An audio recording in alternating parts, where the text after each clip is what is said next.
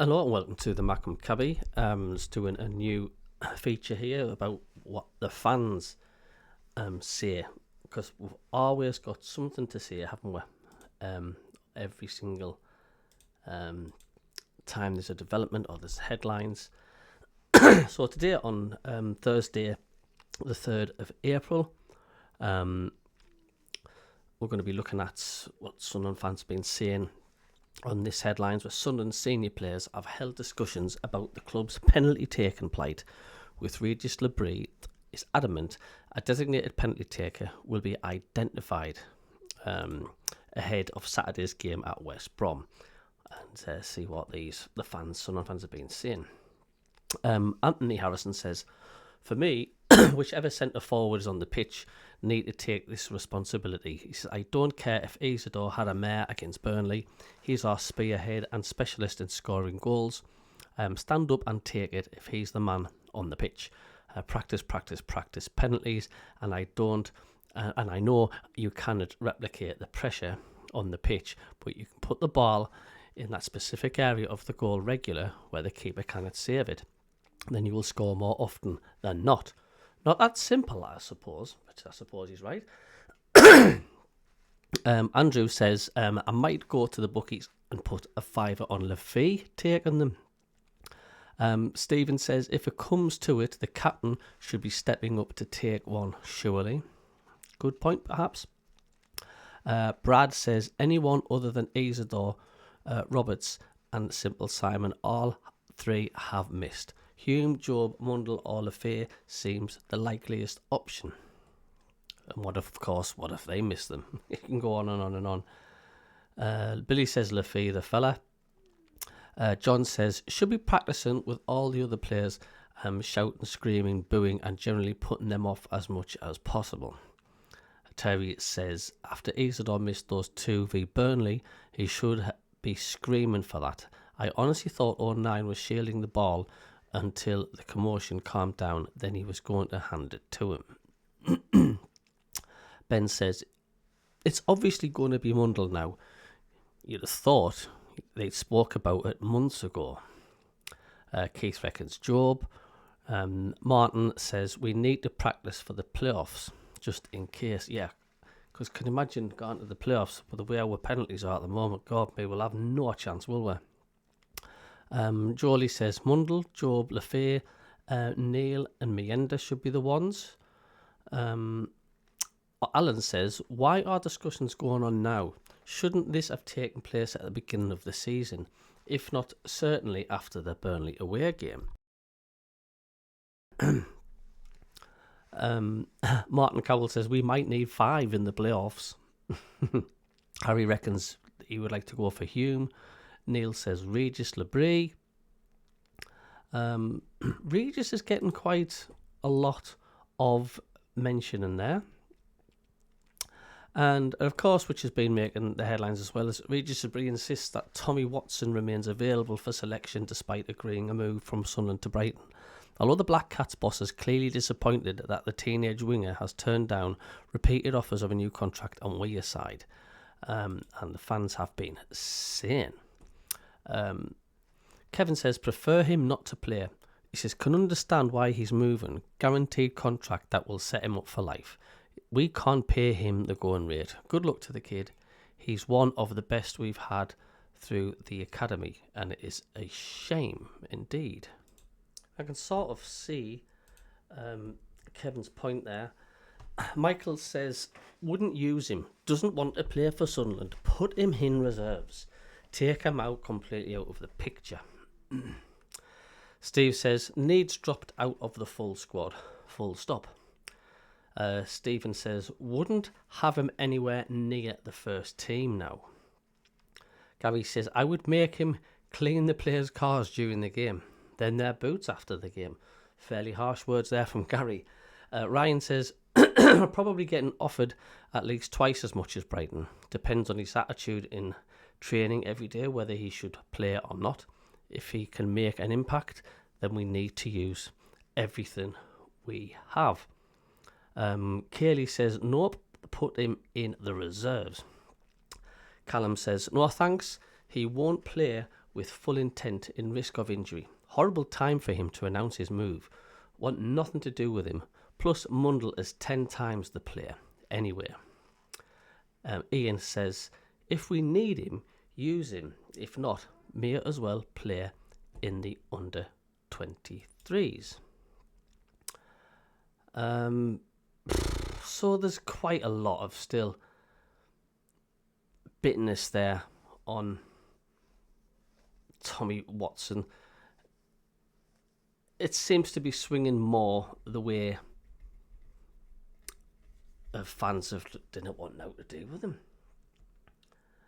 Also, Regis Labrie says Lefay and Hjelde should be back this weekend. And let's see what the fans say. Kyle says, wouldn't risk starting either. Lefay especially, with it having been a hamstring. Have them on the bench 15 to 20 minutes to see where they're at. Colin says, we have Brown. Shielded can be a good substitute. And Alwyn says, probably put them on the bench. Ant says, keep defence how it is. Lefay needs to come back in the middle of the park. Philip says, don't want Hjelde playing at full back. Paul says, I would start both players on the bench. Kevin says, Hjelde can stay at home. He is dreadful. Can see why Leeds did not want him. So strong words there from Kieran. Thomas says, why haven't we called Triantis back from Hibs? And Sean replied to that, says, well, he seems to be having a great season at Hibs. Callum says, can't just recall him. Appears to be having a class season at Hibs, but playing as a centre midfield, so don't see how recalling him would do him any good at the moment. Paul says, regarding Hjelde and that, says that's good news, but the big question is, will Regis Labrie risk select in Watson? I mean, I think Hjelde had a decent game last time he played for Sunderland, of course.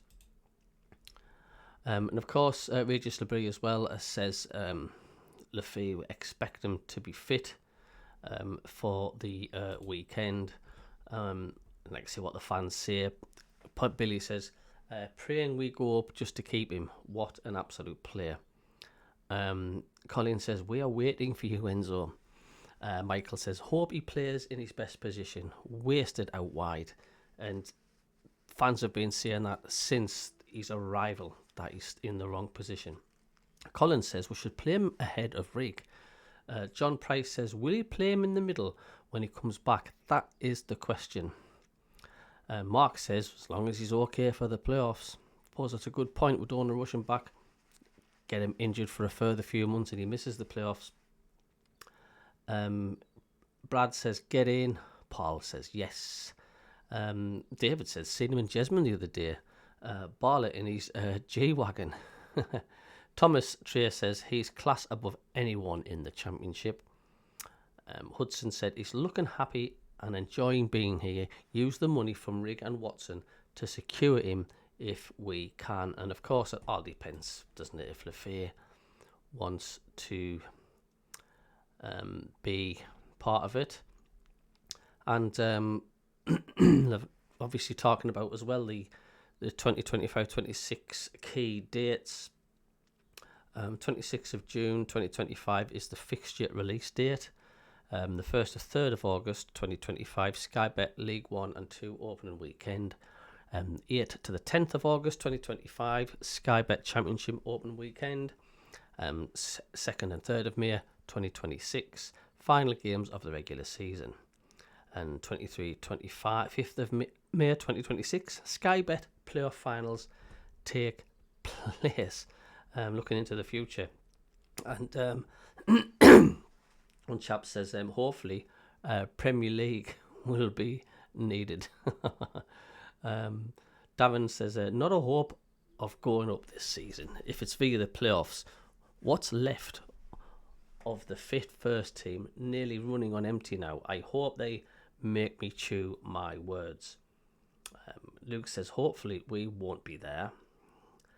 Michael says, we must need to know about the Prem dates then, Cocky, but hey, who knows? We'll be needing Premier League dates, says Gary. Nothing like being confident there at all. And this made a few fans chuckle as well. Sunderland could be given another opportunity to sign SM Khan's Alexander Mendy, centre midfield Alexander Mendy, after failing to secure his services last summer. Let's see what the fans say on this one. Marcus says he was a great option last season from where we had finished last season, but after this season we have improved so much and now require so much more. Kyle says absolutely not. I'd rather pay a bit more for somebody in the prime of their career. If we are going to sign someone over the age of 30, we shouldn't be paying and should only look at players out of contract. Alan says getting too old, can see him at Stoke or Portsmouth. Ryan says, has anyone heard how he's played all season? Pointless wasting money on a 31, 32-year-old that we could only realistically get 2 or 3 years out of. George says, move on, get another forward unless Regis Labrie really fancies him. Daniel says, move on, same targets over and over again because we have been linked season after season. If a player says no to SFC, move on. We don't want you either. Martin says, what a waste of time it would be. Ian says he's too old. David says, that ship sailed, I think. Probably only surfacing again after he made comments about the scenario again for the millionth time the other day. Yeah, that was annoying, wasn't he? Can't wait to come to Sunderland. I can't wait, and looking forward to this. Neil says, think that ship has already sailed. Jeff says, how does this fit into the youth model? Well, it doesn't. John says, is he any better than we have? Jason, he says, has anyone seen his goal stats? He says, it's a no from me. David says, sorry, he's too old now, move on. Michael says, essential experience. Brian says, we wanted him in his prime for promotion push this season. Too late now.